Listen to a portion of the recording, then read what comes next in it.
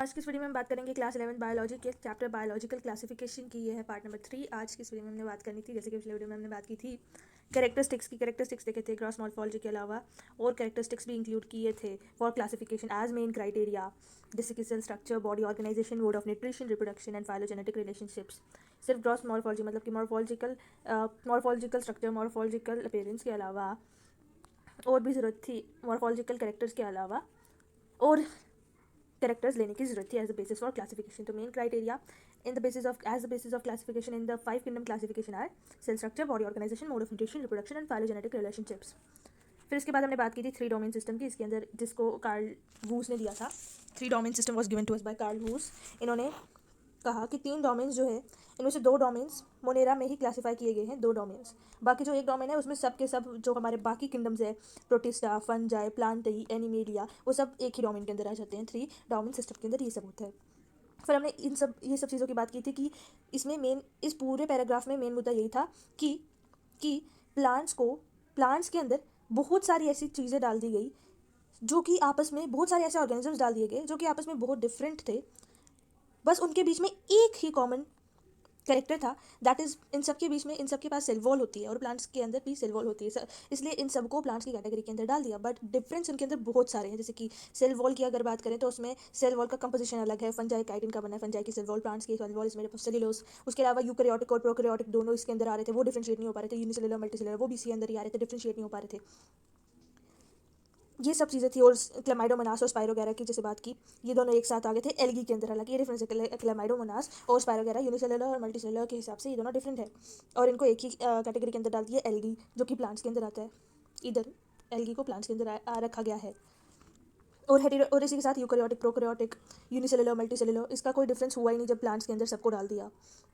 VGA को, bacteria को, fungi को, मोसिस को, फॉन्ड्स को, जिम्नोस्पर्म्स को, एंजियोस्पर्म्स को जब प्लांट्स के अंदर ही डाल दिया गया तो इन सब के बीच में डिफरेंस नहीं हो पाया, यूकैरियोटिक, प्रोकैरियोटिक और यूनिसेलुलर, मल्टीसेलुलर और हेटेरोट्रॉफिक, ऑटोट्रॉफिक। और साथ ही साथ जो कॉमन कैरेक्टर लिया गया था उसमें भी गलती हो रही थी, उसमें भी डिफरेंस आ रहा था कि सेल वॉल जो थी, उसकी सेल कंपोजिशन जो थी सेल वॉल की, वो भी अलग आ रही थी। जैसे फंजाई में काइटिन है और प्लांट्स में सेल्यूलोज। देन आज की इस वीडियो में हम वही बात करेंगे, वही बातें वापस आएंगी यहाँ पर इस टेबल के साथ पढ़ेंगे इन सब बातों को, साथ साथ वो भी लाइन्स पढ़ेंगे। तो आज जो टेकर के 5 किंगडम क्लासिफिकेशन में जो नया किंगडम आया था वो था हमारा kingdom fungi. Kingdom fungi kingdom fungi एक सेपरेट ग्रुप कंसीडर किया गया इन सब एक्सेप्शंस आने के बाद। मतलब कि प्लांटाई के अंदर फंजाई को रखा गया था पहले, यहाँ पर हमने देखा, यहाँ पर फंजाई को प्लांट्स के अंदर ही रखा गया था, मगर बाद में फिर किंगडम फंजाई अलग एक किंगडम बना फंजाई का, that is kingdom fungi. 5 kingdom classification के अंदर ये हुआ, और ये 5 किंगडम क्लासिफिकेशन का सिस्टम हमें RHU टेकर ने दिया। सारे प्रोकैरियोटिक ऑर्गेनिजम्स को मोनेरा के अंदर रखा। प्रोकैरियोटिक के अलावा जितना भी यूकैरियोटिक है वो 4 अलग किंगडम्स में है, plant, protista, fungi, प्लांटाई, animalia, based on there characteristics. Monera के अंदर सारे प्रोकैरियोटिक ऑर्गेनिजम्स आए इस किंगडम मोनेरा के अंदर। और यूनिसेलुलर यूकैरियोटिक कहाँ पर है? यूकैरियोटिक तो बहुत सारे, मगर यूनिसेलुलर यूकैरियोटिक प्रोटिस्टा है। किंगडम प्रोटिस्टा के अंदर यूनिसेलुलर यूकैरियोटिक ऑर्गेनिजम्स आए। यूकैरियोटिक तो सब में है, मगर यूनिसेलुलर यूकैरियोटिक प्रोटिस्टा किंगडम के अंदर। मतलब जितने भी किंगडम प्रोटिस्टा में क्लेमाइडोमोनास, क्लोरेरा, अभी हमने जैसे बात की थी कि इधर हमने पॉइंट देखा था कि क्लेमाइडोमोनास और स्पाइरोगैरा जैसे है, इनको एल्गी के अंदर ही रख दिया गया था जो कि प्लांट्स के अंदर आ रहे हैं। तो वही बात है कि किंगडम प्रोटिस्टा में, हम प्रोटिस्टा की बात कर रहे हैं, इसमें यूनिसेलुलर यूकैरियोटिक ऑर्गेनिजम्स आते हैं, पहली बात। दूसरी बात, इसके अंदर क्लेमाइडोमोनास और क्लोरेला, दोनों क्लेमाइडोमोनास और क्लोरेला जो पहले एल्गी के अंदर प्लेस किए गए थे, अब वो इस प्रोटिस्टा किंगडम के अंदर प्लेस किए गए हैं। अब किंगडम प्रोटिस्टा में ये दोनों किंगडम प्रोटिस्टा के अंदर आते हैं, मतलब कि यूनिसेलुलर यूकैरियोटिक ऑर्गेनिजम्स हैं ये दोनों। पहले इन्हें एल्गी के अंदर रखा गया था, मतलब कि प्लांट्स के अंदर। पहले इन्हें एल्गी के अंदर रखा गया था, मतलब कि प्लांट्स के अंदर। ये लाइन पढ़ोगे समझ आ जाएगा आपको मैं क्यों कह रही हूँ। एल्गी के अंदर रखा गया था क्लेमाइडोमोनास और स्पाइरोगैरा को। अब क्लेमाइडोमोनास और क्लोरेला को जब एल्गी में प्लेस किया गया था, अब उनको प्लांट्स के अलावा दूसरे किंगडम में प्लेस किया गया, that is kingdom Protista. Chlamydomonas और Chlorella are which were earlier placed in algae, इनको भी, क्लोरेला को भी एल्गी में प्लेस किया गया था, it was earlier placed in algae, in प्लांटाई, now it is placed in protista, kingdom protista, in this 5 kingdom classification. मतलब कि जो ड्रॉबैक्स पिछले किंगडम्स में रहे उनको रिकवर किया गया इस 5 किंगडम सिस्टम ऑफ क्लासिफिकेशन के अंदर।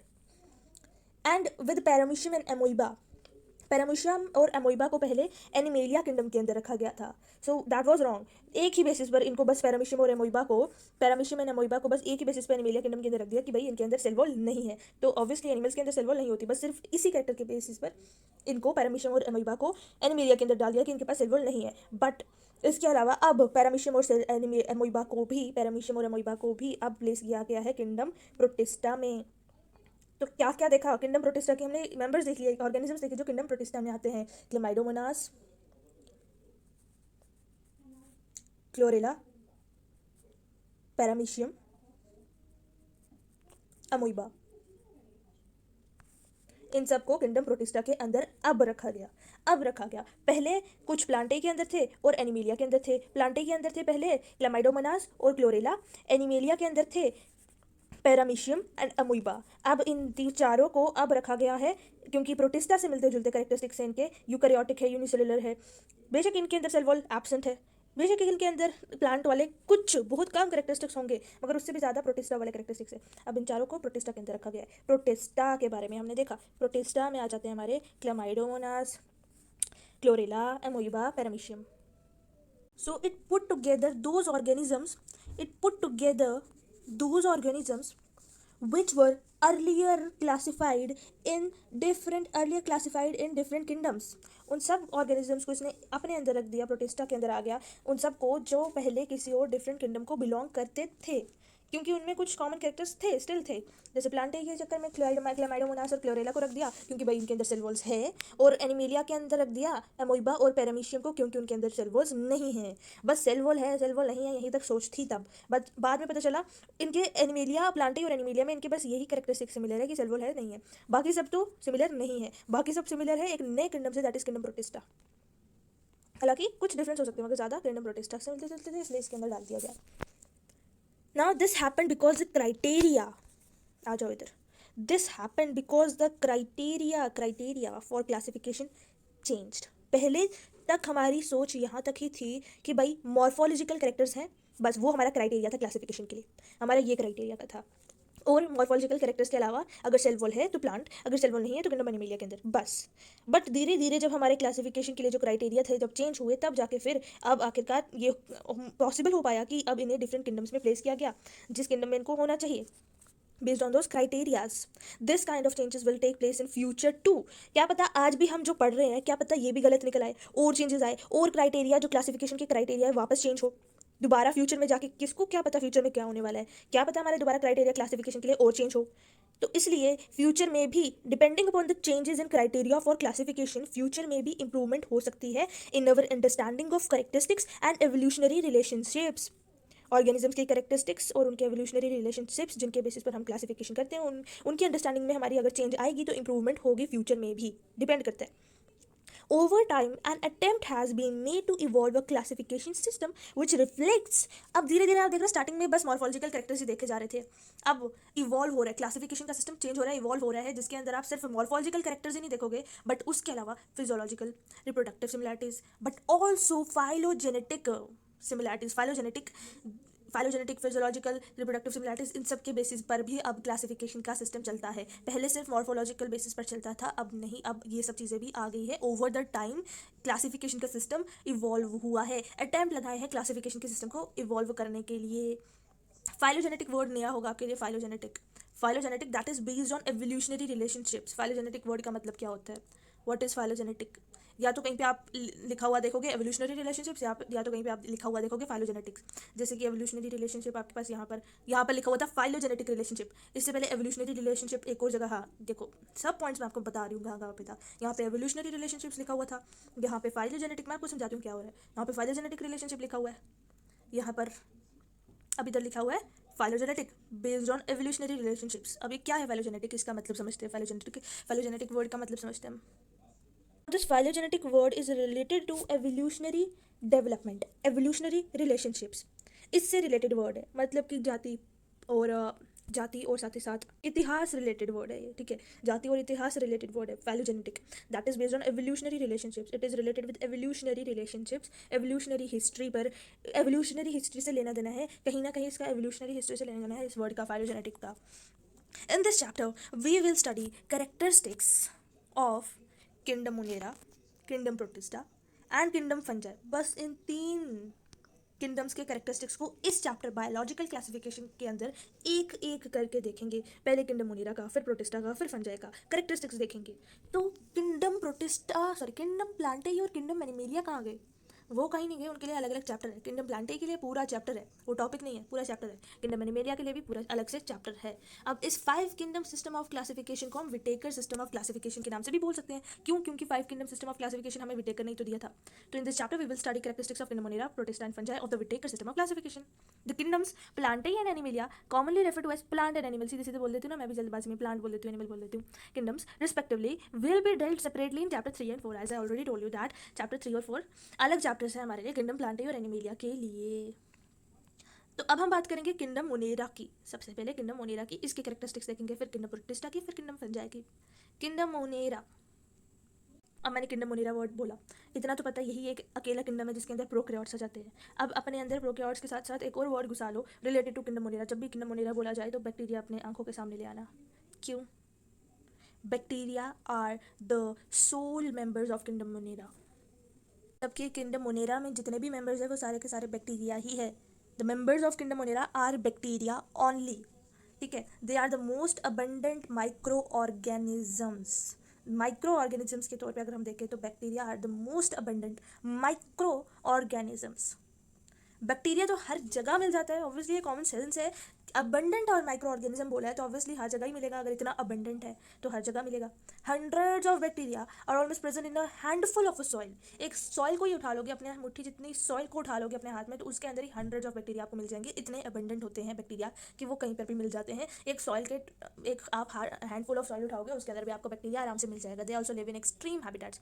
अब बैक्टीरिया के पास ये सुपर पावर होते हैं कि वो एक्सट्रीम हैबिटेट्स में भी जी सकते हैं, मतलब कि बहुत गर्म कंडीशंस में और बहुत ठंडी कंडीशंस में, एक्सट्रीम हैबिटेट्स में दोनों जगह जी सकते हैं। जैसे कि हॉट स्प्रिंग्स में जी सकते हैं, डेजर्ट्स में जी सकते हैं, स्नो में जी सकते हैं, डीप ओशंस में जी सकते हैं। They are very few other life forms can survive, where very few other life forms can survive. Okay, तो ऐसी ऐसी एक्सट्रीम हैबिटेट्स में जी सकते हैं जहाँ पर और कोई लाइफ फॉर्म, बहुत कम लाइफ फॉर्म इसके अलावा, बैक्टीरिया के अलावा और कोई बहुत ही कम लाइफ फॉर्म्स ऐसी होगी जो कि ऐसी एक्सट्रीम हैबिटेट्स में जी पाए, जिस हैबिटेट्स में ये हमारे बैक्टीरिया जीते हैं, जैसे कि hot springs, desert, snow and deep oceans. Bacteria are grouped under 4 categories. Shape की बेसिस पे, और कुछ नहीं है, शेप की बेसिस में जो बैक्टीरिया है, बैक्टीरिया मतलब कि किंगडम मोनेरा जितने भी बैक्टीरिया आपको मिल जाएंगे, बैक्टीरिया बहुत ज़्यादा तादाद में प्रेजेंट होते हैं इस वर्ल्ड में, आप कहीं पर भी आपको बैक्टीरिया मिल सकता है आराम से। They are the most abundant micro organisms, और जितने भी बैक्टीरिया है वो they belongs to kingdom Monera.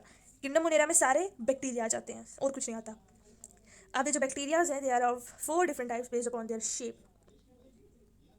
Shape. अगर कोई बैक्टीरिया आपको दिखेगा कि अगर वो स्फेरिकल होगा, ऐसे कॉमा शेप का होगा, अगर कोई बैक्टीरिया कॉमन शेप का होगा तो वो आ जाएगा किस कैटेगरी के अंदर? स्फेरिकल कोकस के अंदर, या फिर कोकाई भी बोल सकते हैं। इधर आ जाओ। Bacteria grouped under 4 categories based on their shape. The first is spherical coccus, is a common shaped, then comes the rod shaped bacillus, then comes the comma shape vibrio. यहाँ पर स्फेरिकल था, स्फेरिकल शेप्ड। स्फेरिकल का मतलब, मैं spherical को आपको 2D के ऊपर ड्रॉ नहीं कर सकती, स्क्रीन के ऊपर ड्रॉ नहीं कर सकती स्फेरिकल शेप्ड। एक्चुअली में रियलिटी वाइज देखा जाए तो ये तो है सर्कल जो मैं बना रही हूँ, एक सर्कल है। ऐसे अगर मैं कुछ बनाऊँ तो it will be a circle, इस स्क्रीन के ऊपर बना रही हूँ, ये 2D है। स्फेरिकल जो होता है 3D में होता है, एक पूरा ग्लोब जैसा। स्फेरिकल 3D में होता है, मतलब जेड एक्सिस जो होता है ना, जो स्क्रीन से बाहर निकलेगा और स्क्रीन के अंदर जा सकता है। एक्स एक्सिस ये है, वाई एक्सिस ये है, जेड एक्सिस बाहर निकल सकता है, उसको डॉटेड फॉर्म में से ड्रॉ करते हैं। तो 3D अलग चीज़ है। तो ये मैं बस आपको एडिशनल इन्फॉर्मेशन आपको ज्ञान के लिए बता रही थी कि एक स्फेरिकल शेप क्या होती है और एक सर्कल शेप क्या होती है। तो स्फेरिकल शेप्ड का जो बैक्टीरिया होगा उसे कहेंगे कोकस, प्लूरल कोकाई। और जो रॉड शेप्ड का होगा उसे कहेंगे बैसिलस। जो कॉमा शेप का होगा उसे कहेंगे विब्रियम। कॉमा कुछ ज़्यादा ही कॉमा हो गया, कॉमा कुछ कुछ ऐसा क्या, बुक है मेरे पास, PDF है, मैं क्यों नहीं बता रही आपको। Comma shape, you can C comma shape, you can see vibrio या फिर विब्रियम, सिंगल बोले तो विब्रियम। Comma shape